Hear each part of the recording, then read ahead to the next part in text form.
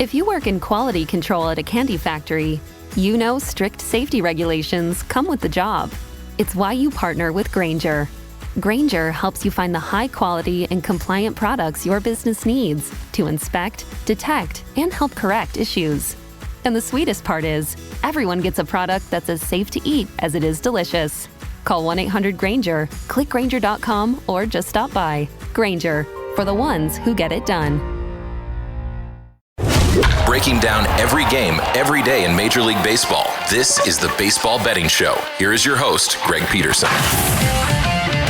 Hey, warm up from the low. Welcome to lovely Las Vegas for the Baseball Betting Show with myself, Greg Peterson, now part of the VSiN Family Podcast. We've got an excellent podcast for you as we're going to be joined in segment number 2 by Matt Josephs. You know him better as Mid-Major Matt. He does a tremendous job over at ESPN Radio in Richmond. He also does an incredible job over with Ariel Epstein's new website, the Prop Queen website, as well. We're going to be chatting with him about what he's seen here in the first month of the baseball season. We'll take a look at a few games for Monday, how he's been playing the prop board, especially with the fact that we have been seeing a little bit of a downtick in homers over the last few days and some interesting strikeout numbers, to say the least, as well. So we'll be chatting about that with Matt here in a few minutes. In the final segment, going to get you guys picks and analysis on every game on the betting board for this Baseball Monday as we touch them all. If you do have a question, comment, segment idea, whatever for this podcast, you have one or two ways we offer those in. First one is my Twitter/X timeline at GUnit_81. Keep in mind, there's the naming does not matter, so per usual, please send these into the timeline, and the other way is find an Apple Podcast review.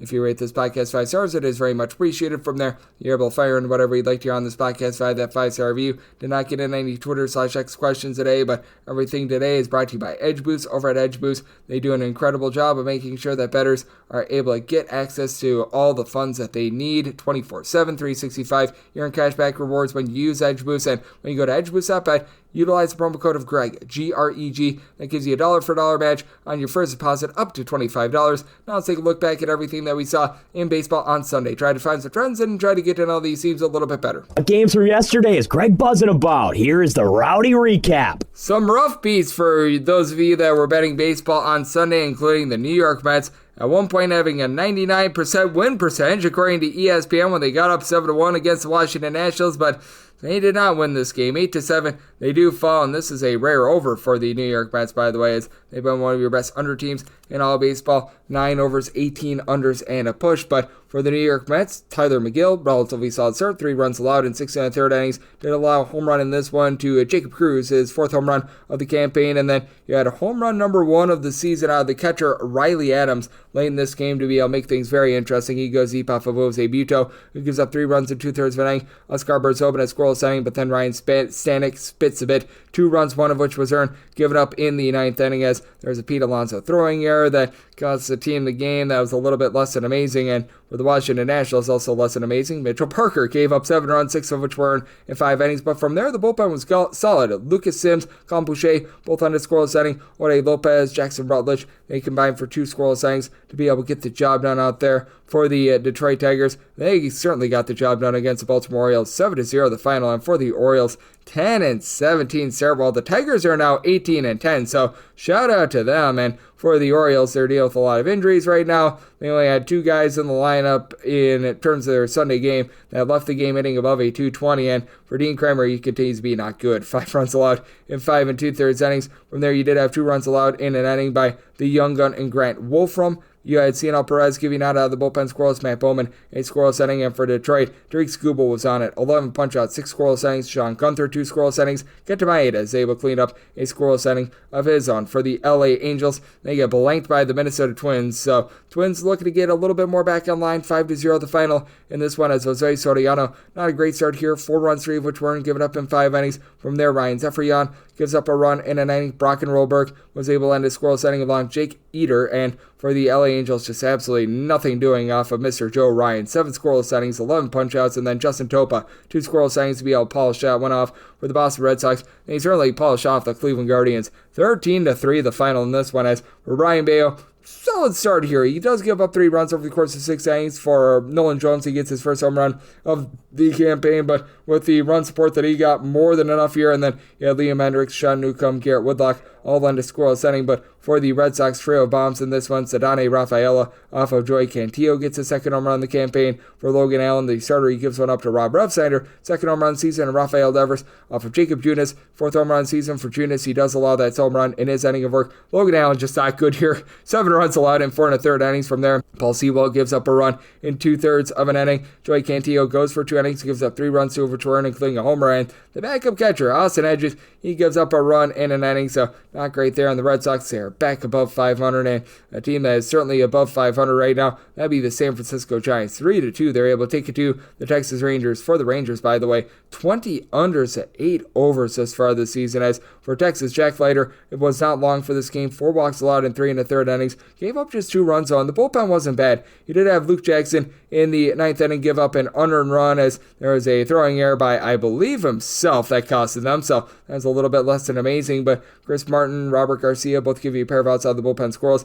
Caleb Elsley, the pride of Hortonville, Wisconsin, 2 scoreless innings. We'd like to see that. And Jacob Latz, 1 1/3 innings scoreless. And for the San Francisco Giants, Jordan Hicks, not a bad start here. 2 runs allowed over the course of 5 innings. In a birdsong, 3 innings of long relief, scoreless, 5 punchouts, and Camilo Duvall, he polishes off a scoreless inning for the Giants to be able to get the job done. For the Colorado Rockies, they have been a very good under team as well. 9 overs, 17 unders, and a push, and they did not do their part for the over on Sunday, as the Reds, they get an 8-1 win. And for Cincinnati, Nick Lodolo, 7 scoreless innings. From there, you had Brent Suter and Lyon Richardson both supply a scoreless inning. For the Reds, no home runs, but they go 4 of 10 with men in scoring position, and Brandon Blaylock, he gets a surprise start. Ryan Feldner was scratched due to back tightness. 6 runs allowed in 4 innings. From there, Jeremy Irrigate gives up 2 runs, gives up a run in his 2 innings of work. Scott Alexander gives up a run in an inning. Zach Ogdos is able to give you a pair of scoreless innings, but too little too late for them.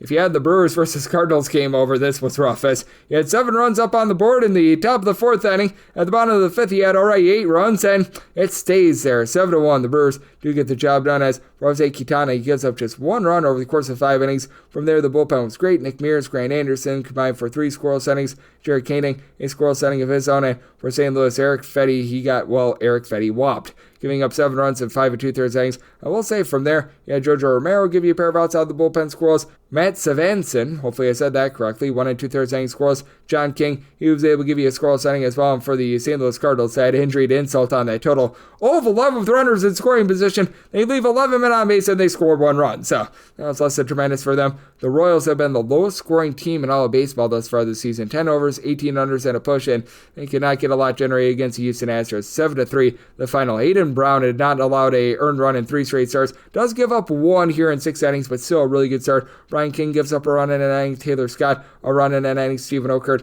scoreless inning, but for the Astros, they finally break through with their offense, as Yanier Diaz goes deep off of Anel Zerpa, second home run in the campaign, and Chris with the K. Bubic gives one up to Yordan Alvarez, his 3rd home run season. For Bubic, he gives up 4 runs over the course of 5 innings, so it was a Bubic trap for the Royals to back them. You have Chris Stratton giving up 2 runs in his inning of work. Anel Zerpa gives up his home run in his inning of work, and did have 2 scoreless innings out of Jonathan Bolin, but that said, too little too late for them. This was a case of just providing too little as well. For the Blue Jays in game number 1 of their double dip against the New York Yankees, they fall by a count of 11-2 as Kevin Gausman just gets completely destroyed. 6 runs allowed in 2 2/3 innings. From there, you did have 3 runs allowed in 2 1/3 innings by Paxton Schultz. 1 2/3 innings by Mr. Walker, Josh Walker. He is a backup right fielder, I believe. He gave up a run there, and then Dylan Tate, he was able to give you 1 1/3 innings, and he allowed a run along the way. And for the Toronto Blue Jays, they left 11 men on base in this one, as Max Fried, he was on it once again. 1 run allowed over the course of 6 innings.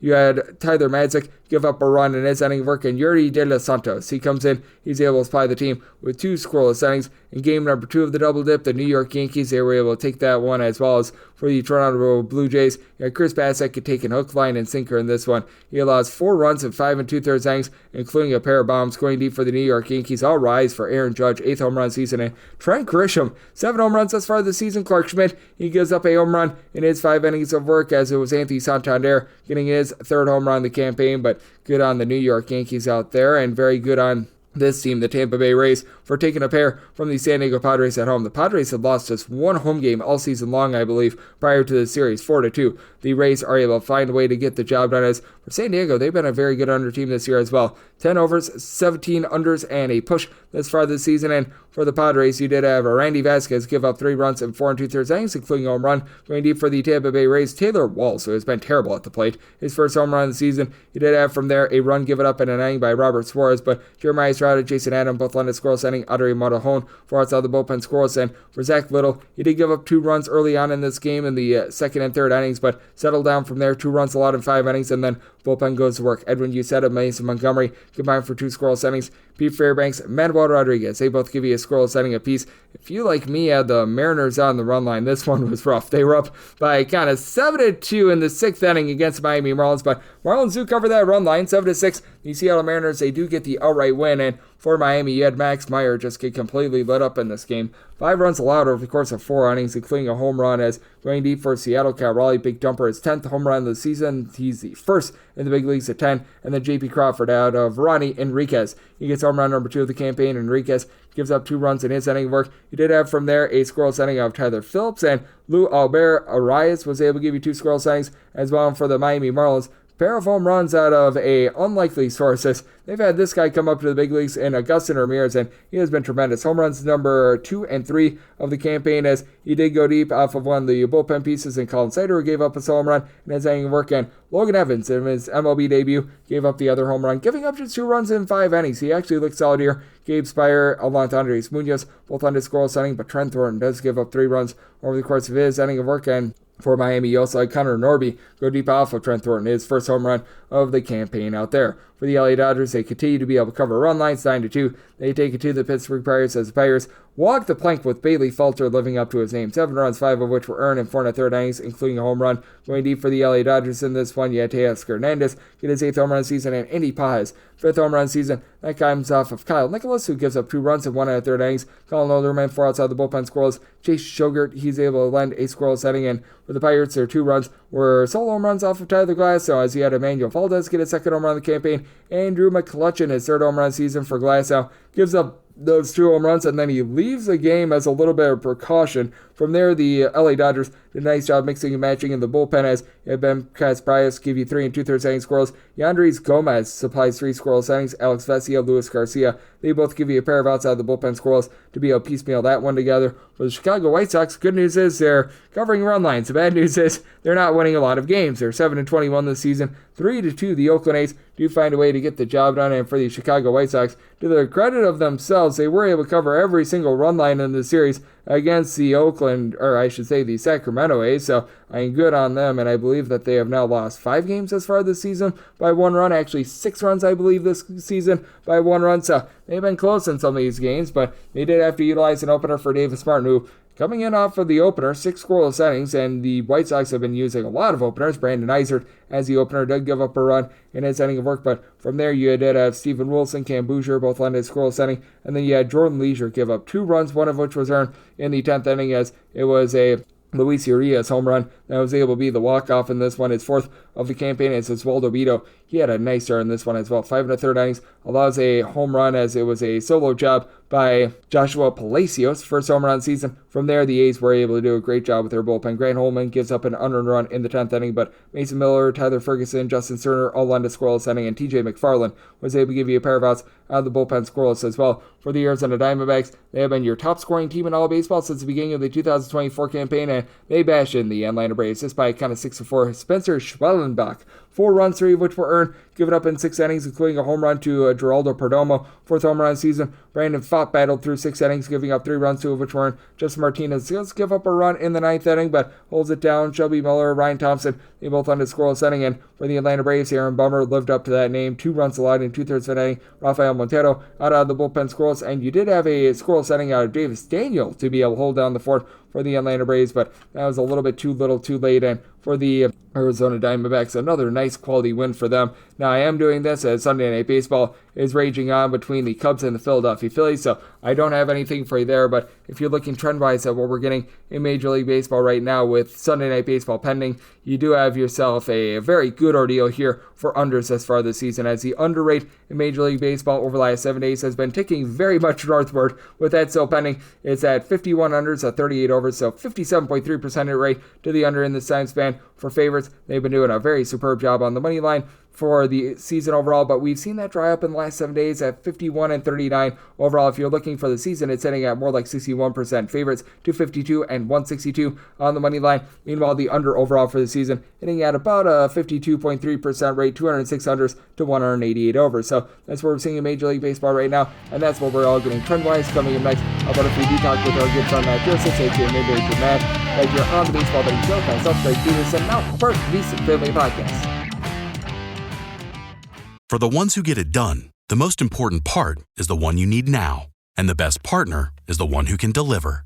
That's why millions of maintenance and repair pros trust Grainger, because we have professional-grade supplies for every industry, even hard-to-find products. And we have same-day pickup and next-day delivery on most orders. But most importantly, we have an unwavering commitment to help keep you up and running. Call, click Grainger.com, or just stop by. Grainger, for the ones who get it done. Breaking down every game, every day in Major League Baseball, this is the Baseball Betting Show. Here is your host, Greg Peterson.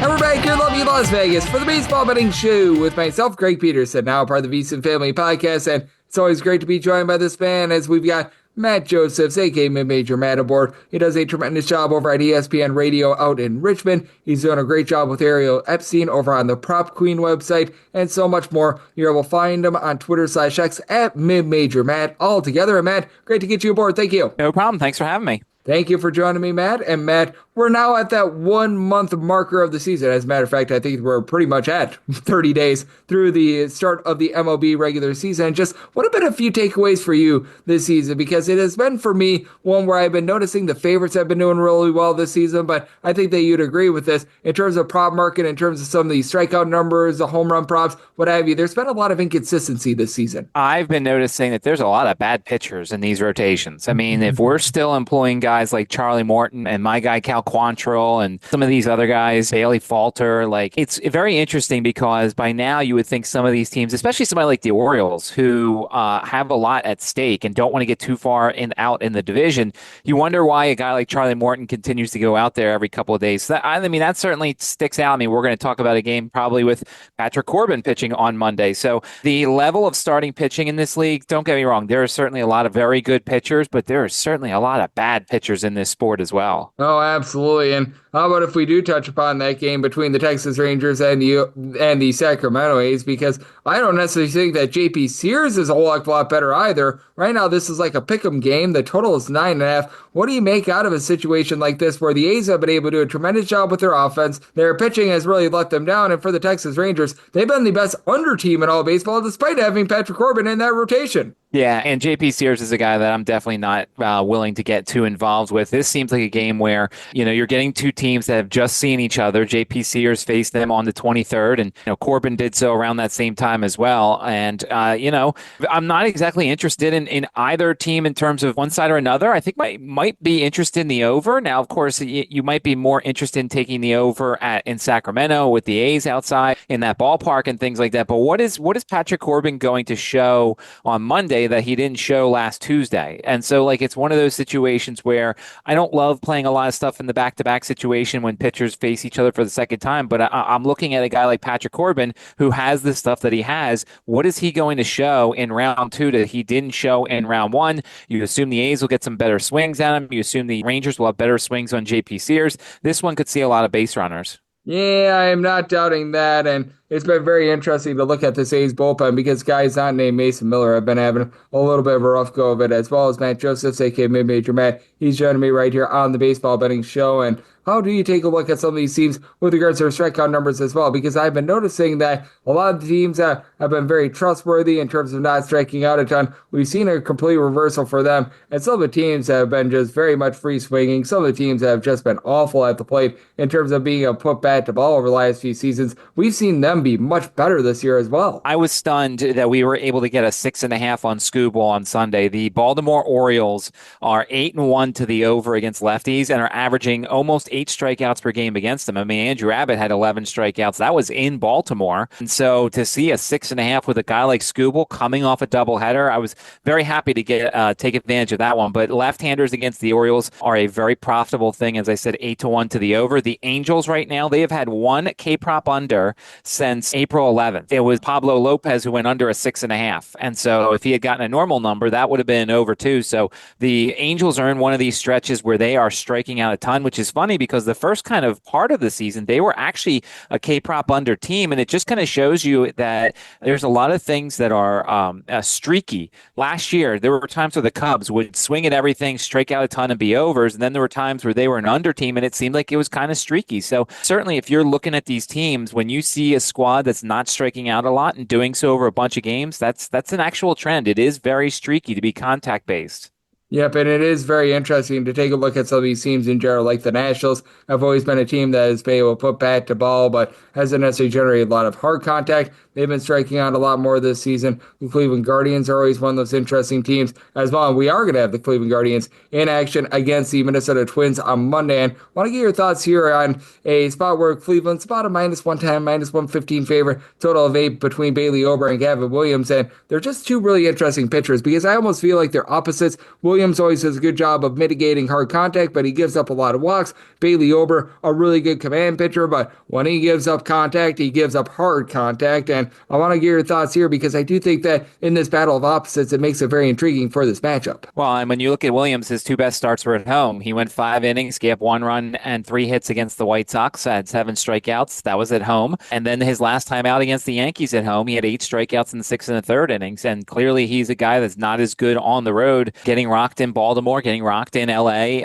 against the Angels, Anaheim, wherever they are. It's so tough to follow that. LAA. And then, of course, Kansas City as well. So Gavin Williams is home in this one. Here's an interesting stat because I always like to look at batters versus pitchers.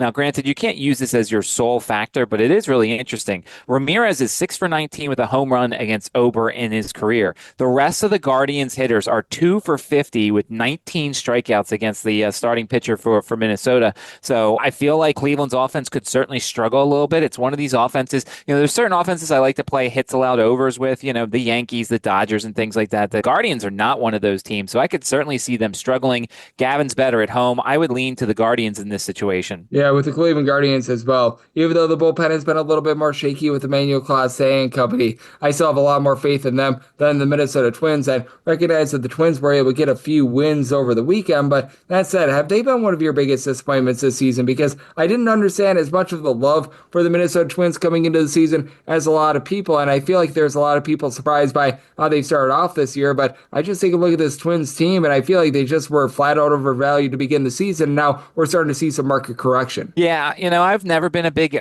Twins guy. There's something about Minnesota that I just never liked. I didn't think they either had enough pitching or enough hitting, and there was times where the hitting was good and the pitching was bad. I mean, I'll go back to what I talked about in the beginning. I think the Orioles are one of the biggest disappointments in baseball. I think the Orioles being at 10-17 with that young core thinking, oh, let's go get Charlie Morton and Tomoyuki Sugano and have that be our rotation. The guys who come in and save the rotation, that's just not going to do it. I mean, Charlie Morton is, Father Time is undefeated. He gets to everybody eventually, and he certainly has gotten to Morton. And Sugano's been okay. He's starting to give him innings at least, but he's not striking guys out, which means the balls are in play more, which means errors could come into play.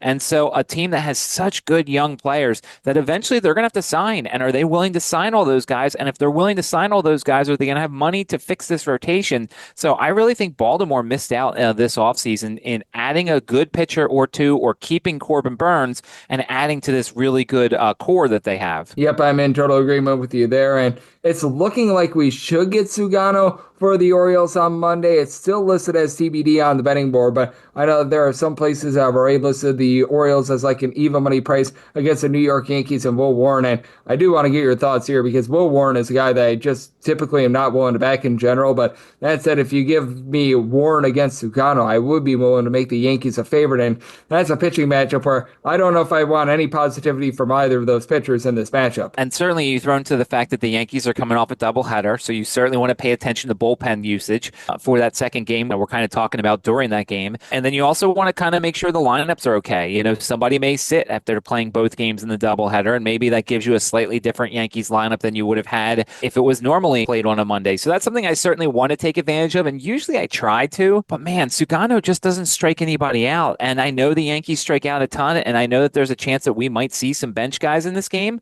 but like Sugano has 9 strikeouts and 5 starts. He had 4 of those in KC against the Royals, which is really interesting considering how good the Kansas City Royals are at making contact. But like, this is just a weird situation here that I would normally want to back the team playing against someone coming off a doubleheader, but I don't trust the starting pitching, and I don't trust the lineup right now. Yeah, I'm right there with you. It's been a very strange situation with Sugano.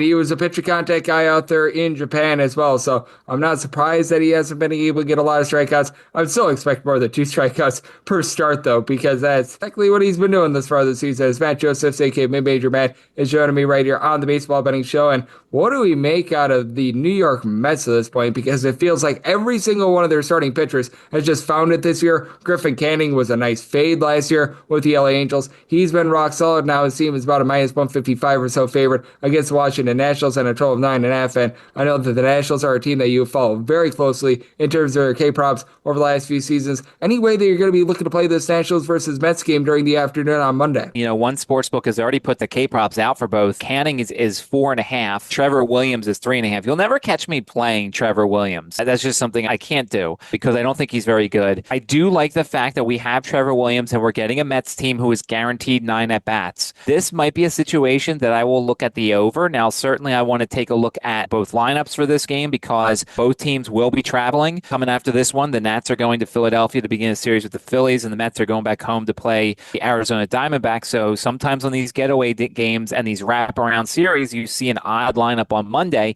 So I kind of want to just make sure the right guys are in, but I might look at the over in this situation. I like what the Nats lineup is doing right now. I like the comeback. There's got to be some momentum coming off of that. And Canning on the road is a lot different than Canning at home. So I think I'm going to look at the over here because you are going to guarantee 9 at-bats with a guy as bad as Trevor Williams, who I think they should take advantage of.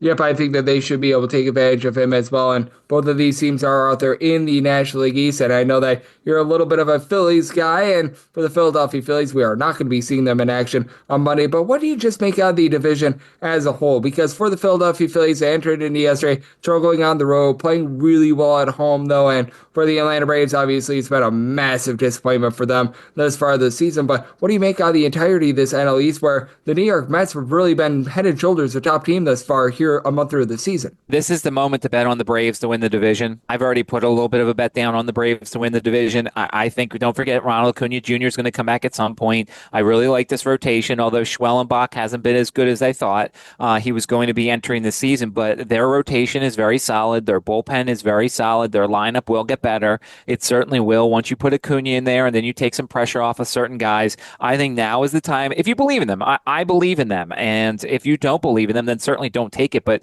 being 6.5 games out right now, I think Atlanta's still potentially the best team in this division. I know it's crazy because I'm a Phillies fan, but I can't trust this lineup when it matters. I can't trust the guys to not swing at garbage like they do when they're not playing very well. I know, they got that game on Saturday against the Cubs, and they're already down 1-0 because the fake ace is on the mound for the Phillies. That is Aaron Nola, for those who don't follow me. I trust Atlanta in this sort of situation. So being 6.5 out, I don't think you're going to get a better price than you will now unless they keep falling. And if they keep falling more, then they probably won't win this division. I think this is the time to jump on the Braves because I think they're the best team in this division. And I'm glad that you mentioned that with Aaron Nola. Now, we're doing this as we don't know how Sunday Night Baseball ended up turning out, but has Aaron Nola perhaps been the most mispriced pitcher in all of baseball? Because I have been fading him all season long. I've been able to get a ton of value, and if you just back the Phillies in days in which Aaron Nola has not pitched, you made money on the Philadelphia Phillies, but Nola being 0-5 going into Sunday was very jarring to me. me, and he just hasn't pitched well anywhere this year. Yeah, they keep saying when it gets warm, he'll be better because he's a Louisiana guy. They keep saying, all right, well, when it gets warm, he's going to pitch better.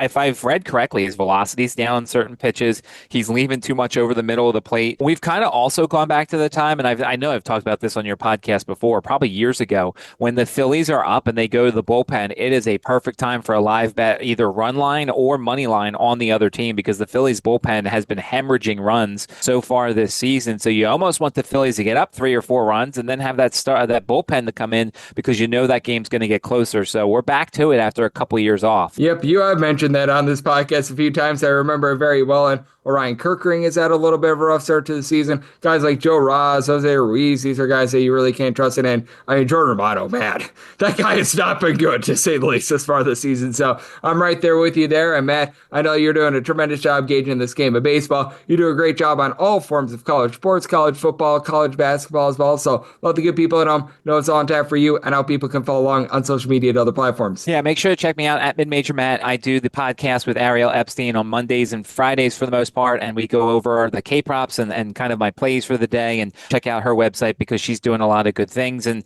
you know, it's funny, we'd be talking about more games, but there's a lot of undecideds. The one thing I will say is Andre Palante is a guy that usually I like to fade. He doesn't strike out a lot of guys. He's not great, but if you look at the past history for the Reds, current Reds hitters are 12 of 64 with 13 strikeouts against Palante. Now, that doesn't mean that I'm definitely going to pick him. The other interesting thing is there's always that interesting dynamic when teams leave Coors Field and return home. So that's something you also want to kind of look out for, because the Reds had just picked up a sweep in Coors Field. How will they handle being back home against the Cardinals team and having Nick Martinez on the mound? Yep, absolutely. And we're seeing that total of 9. If I can get a 9 when we get a little bit of better juice, I'd be willing to take a shot on the under there as well as the Reds. I feel like their numbers are very much warped by the fact that they had that 24-run outburst against Charlie Morton and the Baltimore Orioles. So I do like that call there. And what else I love is being able to get Mr. Matt on the show, as he does such an amazing job taking a look at this great game of baseball. So big thanks to Matt, aka Mid-Major Matt, for joining me right here on the Baseball Betting Show, now part of the VSiN family of podcasts. And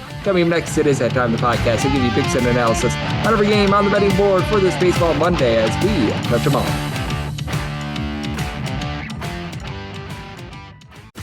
If you work in quality control at a candy factory, you know strict safety regulations come with the job. It's why you partner with Grainger. Grainger helps you find the high-quality and compliant products your business needs to inspect, detect, and help correct issues. And the sweetest part is, everyone gets a product that's as safe to eat as it is delicious.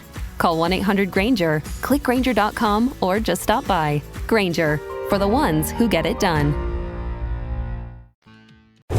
Breaking down every game, every day in Major League Baseball, this is the Baseball Betting Show. Here is your host, Greg Peterson.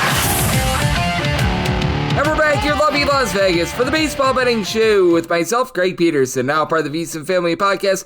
Always great to be joined by Mid-Major Matt Josephs. He does an amazing job looking at this great game of baseball. I know that he's doing great work over with the Prop Queen website with Ariel Epstein. Does great work with ESPN Radio in Richmond and so much more every single time he joins me. Lends such great insights. Did so once again today. So big thanks to Matt for joining me in the last segment. Now it is that time of the podcast. I give you picks and analysis on every game on the betting board for this Baseball Monday as we touch them all. If a game is listed on the betting board, Greg has a side and a total on it, so it is time to touch them all. Do note that, as per usual, any changes that are made to these plays will be listed up on my Twitter/X feed at @GUnit_81, and we're going to be going in the Las Vegas rotation order. This is where we go with the National League games first, then the American League games. If we did have interleague games, they would be at the bottom, but we do not have any interleague games, so that keeps things all nice, neat, clean, and easy. So how about if we do get things started with 901, 902 on the card? The Washington Nationals play us the New York Metropolitans. Finn Canning is on the bump for the Mets, and Trevor Williams goes for Washington. The total on this game, it is 9. Over is between -120 to a -130, and the under is between even and +110. Meanwhile, if you're looking at the Mets, that's between -147 to -162, anywhere between +135 to +143. That number on Washington. Right now, most places are not giving you too much of a run line price. Right now, the only one that I'm finding is over on FanDuel. And right now, if you're willing to lay a run half, with the New York Metropolitans, you're going to be finding that right around even money. If we can get this closer to about a plus 105, I notice that FanDuel typically doesn't have the world's greatest run line prices. I would be willing to take a shot there. If it absolutely comes to worse, I would be willing to lay a chalkier money line on the Mets at a minus 158. But that said, I do think that this total is a scotch too high as well. I'm going to be in on the under, so I tell it at 8.8 as Griffin Canning last year was a fade. He was posting up north of a 5 ERA with the LA Angels. His strikeout numbers were down just below 7 strikeouts per 9 innings, but ever since he's gone to the New York Mets, his strikeout numbers have been able to rebound. He's been getting closer to about 9 strikeouts per 9 innings. He's still given up a few too many walks, but that's at 3.12 ERA, 3.30 fielding independent. I really like what I've seen out of him. And Trevor Williams last year was actually really good with the Washington Nationals. He was posting up last year a sub 2.25 ERA. Now, you knew that was going to hike up a little bit more. He's up to a 5.11 ERA this season, but I do think that positivity is coming from 7.5 strikeouts per 9 innings. He's only given up about 2.6 walks per 9 as well, so I do think that he's going to be able to have some good performances moving forward as he's allowed to combine 2 runs with 10 strikeouts in his last 10 innings starts against the Baltimore Orioles and the Pittsburgh Pirates, so he's done his job there. And for the Washington Nationals, they were able to erupt late in the game yesterday against the New York Mets, but I don't know if that's necessarily going to be able to duplicate itself. You do have a pair of really good bats at the top of the fold, and C.J. Abrams along James Wood. Wood has been able to give you 8+ home runs, and C.J. Abrams, he's not give you a ton of average whenever he gets up at the plate. He's always a threat to be able to go yard for Washington as well. They pick up in the offseason Nathaniel Lowe, who's really been able to elevate this team, give you a little bit of on-base percentage. He's been supplying the team with 4 home runs as far this season, and Keeper Ruiz, though he hasn't necessarily been a super-duper power bat, he has been able to hit for the team about a 354 in terms of that on-base. You still need a little bit more of the likes of Dylan Cruz, but he's picked it up recently as well. Alex Call just always finds a way to get on base every single time they give him at-bats. Do have to have your trepidations in terms of this Nationals bullpen, though, as I just have never been a big fan of Kyle Finnegan, though he's been pretty rock solid thus far this season. But these guys like Orlando Rebalta, Lucas Sims, throw in there as well some like an Eduardo Salazar, Colin Boucher. These guys have just not done their job to this point. And for the New York Mets, even though they had that blow-up yesterday, they did enter into yesterday a top 3 team in terms of bullpen ERA. Still think that they're going to be rock solid moving forward as you have had the long guys do a really good job in this bullpen. Oscar Brazoban has given you a sub-2 ERA. Max Chronic has been able to give you some good innings. Jose Buto has been spitting the bit a little bit, but other than Jose Buto, like the only other player with a north of 4.2 ERA in this bullpen is actually Edwin Diaz. So they've had a lot of guys be able to come in, do their job. And for the Mets, I do think that there's some positivity coming for this offense. Juan Soto has not necessarily hit the deep ball this far this season, but is still providing about a 375 on base. Now you're getting back reinforcements as you've got Francisco Alvarez, Jeff McNeil back in the lineup after they were missing towards the beginning part of the season, and you've got a big giant nothing burger out Jesse Winker, but Luanel Acuna is moving the line. You've had Francisco Lindor really start to heat up, hitting back above a 305 home runs this season. Pete Alonso hit 6 bombs worth of 450 on base. You know that he's going to be able to supply for this team as well, but I do think that both pitchers go out there, lend a relatively good start, so I did something till it at 8.8. I do like the under, and for the Mets, probably going to be able to get a plus 105 on that run line, and I will be looking there. If worse comes to worse, we'll be willing to lay up to a minus 158 on that money line. 903, 904 on the betting board. The St. Louis Cardinals are on the road against the Cincinnati Reds, and yes, we are on to Cincinnati. He's on to Nick Martinez getting the start for them, and Andre 3000 Palante is on the bum for St. Louis. 9 is the total. The under is minus 125. The over is plus 105, and for the Red Legs, they're between minus 115 to minus 122 favorites, and between even money to plus 105 is that number on St. Louis, and I did set my money line on the Reds at a minus 137. Going to be willing to lay it. For Nick Martinez, he's been a little bit unlucky this year, albeit his walks numbers are way up from last season. Last season, he was only giving up about 1.1 walks per 9 innings. This season, that's more around about 3 walks per 9 innings, but he's been getting darn near 8 strikeouts per 9 innings. Should he be like Greg Maddux? Like, no, but at the same time, he's got a 5.40 ERA compared to more of a 4.24 fielding independent. And for Andre Palante, it's actually been the exact opposite. For Mr. Palante, he's posting up an ERA that's a 4.11 with a 5.40 fielding independent, giving up a 1.7 home runs, 3.4 walks per 9 innings. He's really not getting any swings and misses. And additionally, this is a St. Louis Cardinals bullpen that currently they are in the bottom 6 of the big leagues in terms of their ERA, as they've been allowing just a whole bunch of runs on that front end. For the St. Louis Cardinals, they've been actually one of your better over teams this far this season with the way that the offense has been able to operate. Now, if you had the over of 8 yesterday like I did in the Brewers game, you could have used a little bit more of that offense, but that said, Brandon Donovan has done a tremendous job of moving the line. He's hitting north of a 350 this season, has always hit a little bit better at home rather than on the road end. Nolan Arenado's power numbers are down, but he's still giving you 350 on base. Lars Nootbaar, about a 400 on base. Thomas Segisi, the backup infielder, has been very rock solid along with Alec Burleson, so I do like what I'm seeing on this lineup overall, even with Ivan Herrera currently being out of the fold. Now with the Cardinals bullpen, as I was alluding to, it's been rough for them. Ryan Elsley is a really good closer, but you've had guys like Jojo Romero, Kyle Leahy, John King just not really give you good innings thus far this season. And for the Cincinnati Reds, this is an average, just slightly above average bullpen. You're not going to be blown away by these guys, but Alexis Diaz, Taylor Rogers, Scott Barlow, all these guys have been pretty solid. Ian Gaboa as well. I know that they've dealt with a few injuries, but overall they've been able to overcome that. And for the Reds, their offensive numbers are a little bit warped by that 24-run performance that they had last week against the Baltimore Orioles, but Gavin Lux is hitting darn near 300. Austin the Says kid, ever since he's come into the lineup, he's hitting well north of a 350 with 5 home runs, albeit many of his games have been out there in Coors Field, but you love to see that. Elly De La Cruz needs to cut down on the strikeouts, but you know that he's a threat every time he gets to the plate. He's been able to give you north of 20 RBI thus far this season, and you've been able to get power out of Matt McClain with 4 home runs. Not giving you any sort of average whatsoever, but I do think that should be creeping northward as well. I do think that Nick Martinez wants a relatively good start here. I did something to it at 8.6. Reds have honestly been a little bit better with their offense away from home rather than at home, so looking at the 9 under, and with the Reds willing to lay up to a minus 136 on this money line.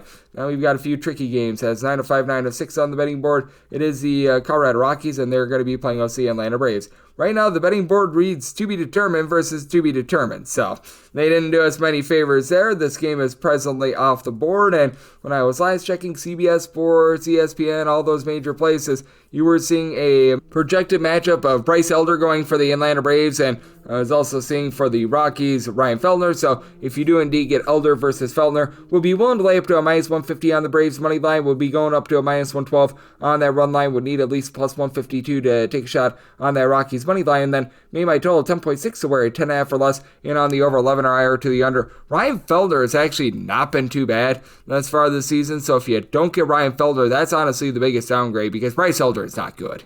Ever since the beginning of the 2024 season for this Atlanta Braves team, he is giving up a ERA of a 6. He has not been getting a lot of strikeouts. He's been giving up a lot of deep balls, so that has been not too tremendous to say the least. And this should be in line for Feltner to be able to get a start. His last start came on the 22nd, so he should be good here. And for Feltner, he has been giving up right around about 4 walks per 9 innings, about a 471 fielding independent is not so great, but when you're out there at Coors Field, that's honestly not too bad. And for the Rockies, they don't provide him with the world's greatest bullpen, though I've actually liked what I've seen out of few guys thus far this season. Jake Bird has been relatively reliable. Tyler Kinley has not been as bad as he was a season ago, but this is a Rockies team that's very, very rocky in terms of their offense. Now, much of that is because when they are away from Coors Field, they're averaging 2 runs per contest, and I'm not even kidding when I say that, but I've had Jordan Beck be able to provide 5+ homers. He's been able to give you north of a 350 on base. You've been able to get a little bit of production out of Sean Borchard when he's been at home, but again, he's a guy that overall for the season is sitting right around 200. Kyle Farmer's been relatively okay. You've been able to give a little bit of here and there performances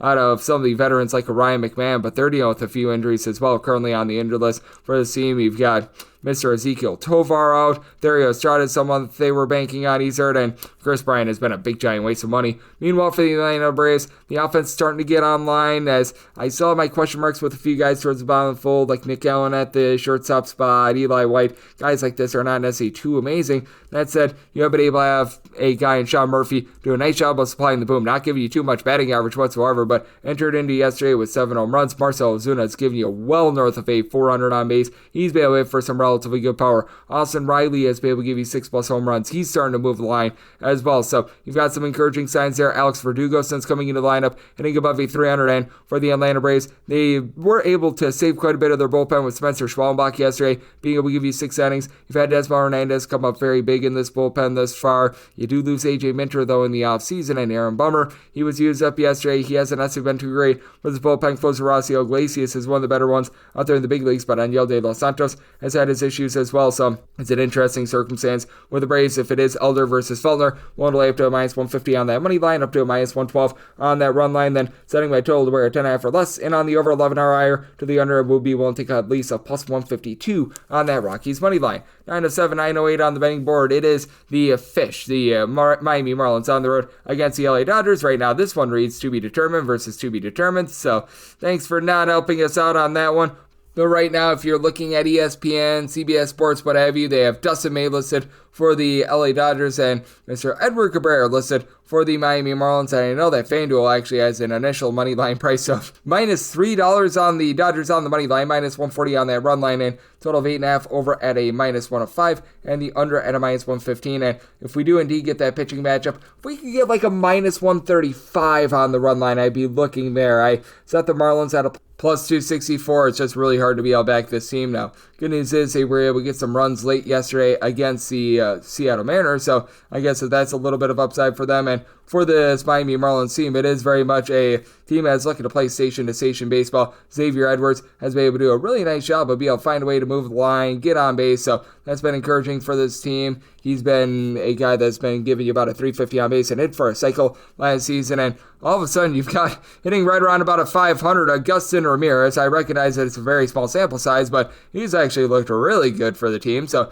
do have to love to see that. Otto Lopez is someone that is back after he was dealing with a little bit of injury. You've had Matt Murphys be able to give you 7 home runs, but he's having a little bit of rough go of it. And by the way, for Ramirez, he's actually up to 3 home runs now because he had 2 yesterday. So, yeah, this guy's actually giving you quite a bit of something, but the power is just not really there for them. AC Sanchez has been a bit of a disappointment as well, and this is the Miami Marlins bullpen that is not good. They had to use up quite a few of their bullpen pieces yesterday after Max Meyer got knocked out of the game very early. So Ronnie Enriquez, who's actually been a really good long guy for them, he's not going to be available in this one. You haven't been able to get a lot out of the likes of a Anthony Veziano, Anthony Bender, Calvin Fauché has been a disappointment. Jesus Sunoco has actually been decent in the bullpen, but I always have my question marks with him. And then for the LA Dodgers, they are coming off of lambasting the Pittsburgh Pirates yesterday, and for the LA Dodgers, they're dealing with a few bullpen injuries, as Broussard Gratterall saw the full for the team. Blake Trine has went back on the injured list, but that said, you still have the likes of a Tanner Scott, Kirby Yates out there, Evan Phillips now comes off the injured list as well, and some of these younger guys, like a Ben Casprias, have been able to do a solid job of mixing and matching in the bullpen.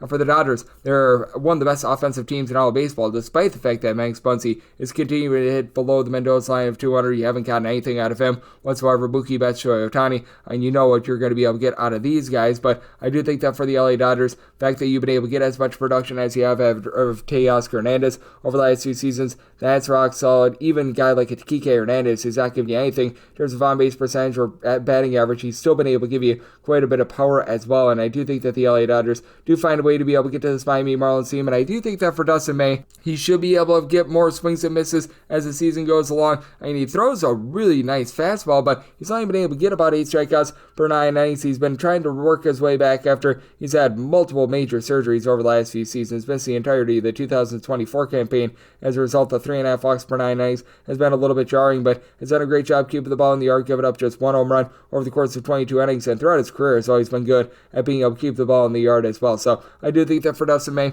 you do have a little bit of upside coming here with him, and I think that going up against the Miami Marlins is going to be a nice confidence booster for him. And for Edward Cabrera, for his career, he's given up darn near 5 walks per 9 innings. He's got really good swing and miss stuff for his career. He's getting about 10 strikeouts per 9 innings, but I don't even think that he knows where the ball is going from time to time as well. And he's been giving up a lot of hard contact thus far this season, as in his 14 2/3 innings, he has allowed 3 home runs, again giving up those 5 walks per 9 innings. He's better than the 6 ERA would indicate, but I mean, what you're going to get out of him is either a really, really good or a really, really bad performance. If I had to play that total of an 8.5, I would honestly be looking at the under. I just don't have faith in the Miami Marlins doing their part with regards to the total, so I've set my total at 8.3. With the Dodgers, want to go up to a -137 on that run line, plus 265 or higher. We're looking at the fish on the money line. 9-9, 9-10 on the betting board. The Cleveland Guardians play out to the Minnesota Twins. Bailey Ober is on the bump for the Twins, and you've got Kevin Williams, who's going for Cleveland. Cleveland is between a -110 to a -115 favorite, and between even money to -105 is that number on Minnesota, with 8 being the total. Over and under both at -110, and we'll take a shot on the over. I did set my total at an 8.1. Now for Bailey Ober, credit where it is due. 2 runs of free or allowed in each of his last 4 starts. After his first start of the season, he got just completely destroyed, giving up 8 runs. But for Ober, throughout his career, he's always had the propensity to give up the deep ball. He has got a career 1.4 home runs per 9 innings allowed. He's done a good job in terms of command. The 2.5 walks per 9 innings this season is actually a career high for him, but it's still 475 fielding dependent due to the fact that he has given up 5 home runs in his 25 total innings and 5 starts as far this season, so you do have to have your issues there. Now, I will say for the Cleveland Guardians, not necessarily a team has been ripping the cover off the ball thus far this season, but I do think that they're going to be able to get a little bit more offense moving forward with what they've got at the top. At the bottom, you need guys like a Daniel Schneemann, Brian Rocchio, guys like this to be able to step up a little bit more, but you've been able to get really good production out of Stephen Kwan at the top. He's been able to give you 4+ home runs, right now supplying darn near 400 on base. You've had Jose Ramirez do a hit or miss job in terms of being able to supply the offense over the last few weeks, but you know that he's going to be one of the most fearsome hitters in all of baseball when it's all said and done. Now, you've got to get more out of Bo Naylor and Nolan Jones. Both of these guys hitting below the middle line of a 200, but when you do have, for the Cleveland Guardians, someone like a Carlos Santana, I do think that he's going to be able to pick it up. He just has had a little bit of a rough start to the season thus far. And for Cleveland, since the beginning of the 2024 campaign, this is the number 1 team in terms of bullpen here in the big leagues, and they used up Paul Sewald yesterday, so that's actually a good thing for this bunch, as you've had Jacob Junis be able to do a nice job in the bullpen, and then you've got the likes of Hunter Gaddis, Tim Karen, throwing there Kate Smith, who've all been able to supply a sub-3 ERA over the last 2 seasons. Emmanuel Clase obviously has been a little bit of a roll of the dice, but I mean, it is a big giant roll of the dice with the Minnesota Twins bullpen as well, as you've had a guy in Griffin Jackson who has just not lived up to his billing thus far this season. I actually do like a few of these guys like Danny Kaloum, Brock and Roll Stewart, Johan Duran in the bullpen as well, so there's a little bit of upside there, but the team is just always injured with Matt Wallner, Royce Lewis, Willie Castro currently out due to injury. Harrison Bader has been able to give you a trio of homers, but he and Byron Buxton not necessarily doing the world's greatest job of getting on base. Both of these guys getting 235 or lower. Trevor Larnach is barely hitting above the middle line 200. He is up to 4 home runs, so a little bit of cry word is due, but Carlos Correa continues it below 200. That's been a big issue for his team as well. You've got Ty France who's able to give you a little bit in terms of getting on base, but I do think that Gavin Williams is going to be able to find it as a starter in this league, as he was just incredibly unlucky last year. If you look at Gavin Williams in terms of the fielding independent numbers compared to his ERA, I know it was stark 4.86 ERA compared to 3.67 fielding independent. Gave up last year less than a home run for 9 innings, and thus far this season 4.15 ERA, closer to 4.42 fielding independent. He has given up 4 home runs in his 5 starts thus far this season, and the 4 walks per 9. He does need to, shall we say, get into shape a little bit more, but 2 earned runs or fewer allowed in 4 of his last 5 starts. Do think that for the Guardians, they do find a way to be able to get the job done here against Ober & Company. So my line at a -129, like the Guardians on the money line, and set my total at 8.1, 8 or less. I'm going to be in on the over, as we got 9-11, 9-12 on the betting board. The New York Yankees, they're facing off against the Baltimore Orioles. We do know that Will Warren is going to be going for the New York Yankees. Right now, when I was looking on CBS Sports, what have you, they were projecting Tamayuki Sugano getting the start for the Baltimore Orioles. He and many other Baltimore Orioles starting pitchers are right now dealing with injuries, so that's a big, giant question mark, and that is the reason why this game is presently off the board. But I mean, for Sugano, I would consider him to be pretty much a league average, a slightly below average pitcher, so this shouldn't vary too much if you don't end up getting him for the start in this one. But I did set it to where I'd be willing to make the New York Yankees a very slight favorite here. Set them at a -111, so we'll go up to a -110 with them, plus 112 or higher. Looking at the Orioles, and made a total to where a 9 or less. I'm going to be in on the over, a 9.5 or higher to the under. If you do indeed get Sugano, I'm not going to go too deep into him because we just don't know if he's going to get the start or not, but he's been pitching to a whole heck of a lot of contact this far this season. 35-year-old that comes on over from Japan. He has, in his 5 starts this far this season, gotten 9 strikeouts. He is averaging fewer than 2 strikeouts per start, so yeah, he is very much going to be putting the ball in play. Now, the good news is, for Baltimore, this is a little bit more of a pitcher's ballpark with the change in dimensions from a few seasons ago, and he's been able to keep the contact relatively in line, as he has given up 6 home runs over the course of his 28 innings thus far this season, and he did allow multiple homers against the Cleveland Guardians and the Washington Nationals, so that is a little bit jarring right there. And you do have to go up against a guy in, Aaron Judge, who's giving you north of a 470 on base and 7+ home runs this season. That is a little bit of an issue. Now, for the New York Yankees, they did have to play a double dip yesterday, and that's a big reason why I didn't set them as a larger favorite. So these guys are going to be a little bit more worn out, but Paul Goldschmidt is giving you north of a 4 on base. I recognize that you're getting no batting average whatsoever out of Chad Chisholm, but he's been able to give you some relatively solid power. You've been able to have someone like an Osvaldo Cabrera move the line. Trent Grisham has been rock solid for them thus far this season. And for the New York Yankees, this is a bullpen that is a little bit shaky, to say the least. You've got Luke Weaver back in at the closer spot, which is big. Devin Williams has been a big, giant disappointment for them, but Tim Hill, Ian Hamilton, these guys have been able to do a relatively solid job of holding down the fort for them. And then when you do take a look at Will Warren, I just don't think that this guy should be at the big league level at this point. I'm very surprised that the New York Yankees can't find someone that can pitch a little bit better, but he's been a little bit better this year than what we've seen in past years. So I will give a little bit of credit where it is due. He has been giving up 2 earned runs or fewer in 4 out of his last 5 appearances, 20 and 2/3 innings, still posting up a 4.79 ERA, but that's backed up by a 3.71 fielding dependent,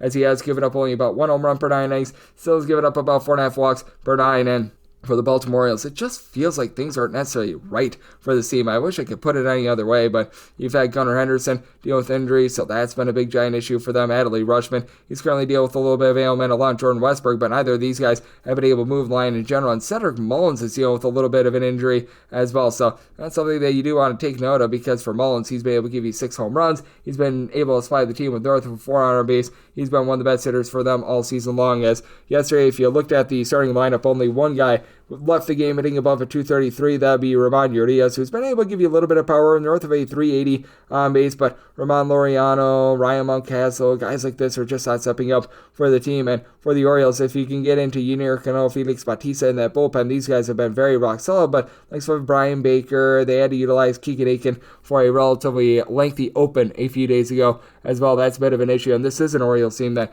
they did have to play that double dip on Saturday, so that does take a little bit out of them. So 9 or less in on the over, 9.5 or higher the under. And with the Yankees, want to lay up to a minus 110 on that money line, plus 112 or higher. I'm going to be taking a look at the O's. 913, 914 on the betting board. The Athletics are on the road. They're facing off against the Walker, Texas Rangers. Patrick Corbin is on the bump for the Rangers, and JP Sears goes for the Athletics. And right now the total is 9.5. The under is minus 115. The over is minus 105. And this is a relatively pick'em game for both the A's and the Texas Rangers. You're finding them pretty much between a minus 103 to a minus 110. And right now, I did set the Rangers at a minus 133. I'm going to be willing to back them on the money line. Patrick Corbin is a big giant fade. I don't think that he's as good as the 3.77 ERA would indicate. And as a matter of fact, if you do take a look at the advanced numbers for him, he does own a fielding independent this year of a 541. He has been giving up 3 home runs in 14 and a third innings, still not getting a lot of swings and misses. But JP Sears for his career, less than 7.5 strikeouts per 9 innings. His 3.21 ERA is a little bit of a mirage, in my opinion, for 11 fielding independent. For his career, giving up 1.5 home runs per 9 innings with a 4.76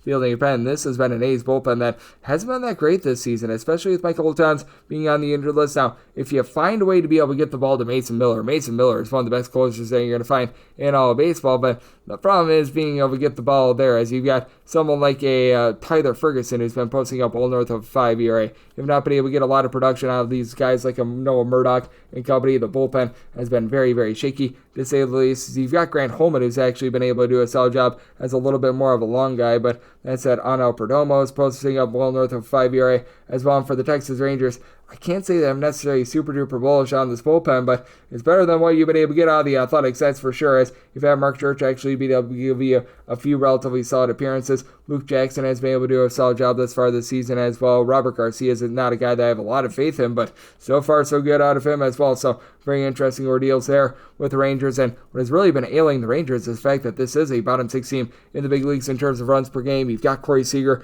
on the injury list, but Wyatt Langford, 6 home runs in his first 64 at-bats. He's hitting well above a 300 this season. The guys that you would expect to be able to give you something just are not. That's Jock Peterson, Marcus Simeon, Jake Berger. They're all providing less than a 240 on base. All 3 of these guys are hitting a $175 or lower. You need more out of them. Adolis Garcia has been terrible at moving the line since the beginning part of the last season as well. Catcher spot with Jonah Heim hasn't been great, has been terrible, and you've been able to get a little bit of something out of Josh Smith hitting at 300, so that's been very encouraging for them. Meanwhile, for the A's, this is one of the best home run hitting teams that you're going to find in all of baseball. Cellular Soderstrom, he's been able to supply 9 home runs. He's been able to give this team north of a 350 on base. Lawrence Butler is doing a good job moving the line with about a 340 on base. Jacob Olson draws no walks whatsoever, but he hits above a 300, so you like that. And Brent Rooker not hitting for a lot of average, but has been able to supply the team with 7 home runs thus far this season, so it's a very interesting circumstance. I did so I told a 9.2. This Rangers team has been very good with their pitching, and Globe Life Park, the new Globe Life Park, has been playing very much a pitcher, so I had a 9.5. I like the under end. I actually like the turkey tosser and Patrick Corbin in this one. I'm going to be taking a shot on the Rangers on the money line. I don't do that very often, and I'm going to be in on this total under as well. And then we wrap things up with 9.15, 9.16 on the betting board. The Houston Astros play the Detroit Tigers. Captain Jack Flaherty's on the bump for the Tigres, and Ronaldo Blanco goes for the Astros. So on scheme, it is 8. The under is minus 115. The over is minus 105. For Detroit, they're anywhere between minus 107 to minus 118 favorites, and between even money to minus 105 is that number on Houston. And for the Detroit Tigers. Set them on the money line at a minus 108. If you're looking at the run line, right now we're seeing some initial plus 145 or so being posted up. I'm seeing right now at FanDuel, if you're looking to lay a run half with the Detroit Tigers here, we get a pretty solid about plus 146 number there. And if we can get to a plus 150 in terms of that Tigers run line and or a minus 108 on the money line, right now I'm seeing about a minus 110. I'd be willing to take a shot there. So I do think that I'm going to be landing on the Tigers in some form or capacity. It's just going to be based on the late night line movement. As for Jack Flaherty, when he's been in a Detroit Tigers uniform, things have been very good for him. Things went down the toilet bowl a little bit after he got traded away to the LA Dodgers last season, but in his 23 total starts with the Detroit Tigers over the last few years, 11.2 strikeouts, so 1.9 walks per 9 innings, 289 ERA, 311 fielding dependence, so he has been rocking and rolling. And for Ronel Blanco, last season was one of the more fortunate pitchers in all of baseball. He was posting up an ERA that was sub 3, but he had a fielding dependent that was north of 4, and now he's getting a little bit of payback this season. 5.01 ERA compared to a 4.53 fielding dependent. The 4.5 walks per 9 innings have been less than savory from giving up a little bit north of a home run per 9. I will say he's given up 300 runs or fewer in 4 of his last 5 starts. That said, he has went 5 innings or fewer in all but 1 of his starts as well, so he's not lending great length. Good news is he is backed up by an Astros bullpen that is in the top 5 of the big leagues in terms of ERA. We got the Bryans, Brian King, Brian Abreu, both being able to supply you with a sub 3.5 ERA. You've had Josh Hader look like the Josh Hader of old. That is very encouraging for this team, and even some of the longer guys that you have to mix and match with, they've been able to do a solid job. Ryan Gusso going into the starting rotation certainly is a little bit of a blow for the team, but Logan Van Way in his few appearances has been pretty solid. You've got Stephen O'Kirk giving you some good innings as well, and then for the Astros, really the concern is the fact that this team is not hitting. You've got Isaac Paredes providing 4 home runs at about a 340 on base. Jose Altuve, his on base percentage is back down to a 310. Yordan Alvarez just has not hit this far this season. 3 home runs at about a 315 on base. Christian Walker is hitting below the Mendoza line of 200. Cam Smith is barely hitting above 200. Yenier Diaz has been useless at the plate with a sub 200 on base percentage. And for the Tigers last season, it was an offense that was suspect to say the least, but they've really been able to rise up this year with Spencer Torkelson doing a nice job supplying the team with north of a 350 on base and 8 home runs. Zach McKinstry is giving you north of a 400 on base. Riley Green is off to a little bit of a rough start to the season with about a 275 on base, but Javi Baez, he's been more useful than a poopy-flavored lollipop, so yay verily there. He and Dylan Dingler are both hitting above a 285, and then with the Tigers team, you know that they're going to be able to mix and match in that bullpen. Since the All-Star break of 2024, top 5 team in terms of bullpen ERA, just so many guys. They're coming out there firing a sub-3 ERA for you, as you've got the long guy in Brant Herter, who they did use him up a little bit during the weekend. That does hurt them a little bit, but he, John Brebbia, Tyler Holton, Will Vest, Tommy Kahnle, you just go down the list of guys that you're able to trust in. And I do like what the Tigers bring to the table, so whether that be money line or run line, that'll be based on the late night line movement. Going to be looking at the Tigers here. I did something I told 7.8 with the way that the Tigers have been pitching in general, so looking at that under, and I'm going to be looking at Detroit in some form or capacity on the money line / run line, and that'll wrap things up for the Monday edition of the Baseball Betting Show, now part of the VSiN Family Podcast. If you do like hearing from this fine podcast, Baseball Betting Show, you're able to subscribe wherever your podcasts, Apple Podcasts, Google Play, Spotify, Stitcher, and TuneIn. If you have a question, comment, segment idea, what have you for this podcast, you have one of 2 ways to offer those in. First one is my Twitter / X timeline at @GNet_D1. Keep in mind, letters the name does not matter, so per usual, please just send these into the timeline. And the other way is find an Apple Podcast review. If you rate this podcast 5 stars, it is very much appreciated. From there, you're able to fire in whatever you'd like to on this podcast via that 5-star review. And a big thanks to Matt Josephs. You know him better as been made demand for joining me in the last segment. Coming at you guys every single day on this podcast throughout the season, so I'll be back with you guys once again tomorrow. Thank you.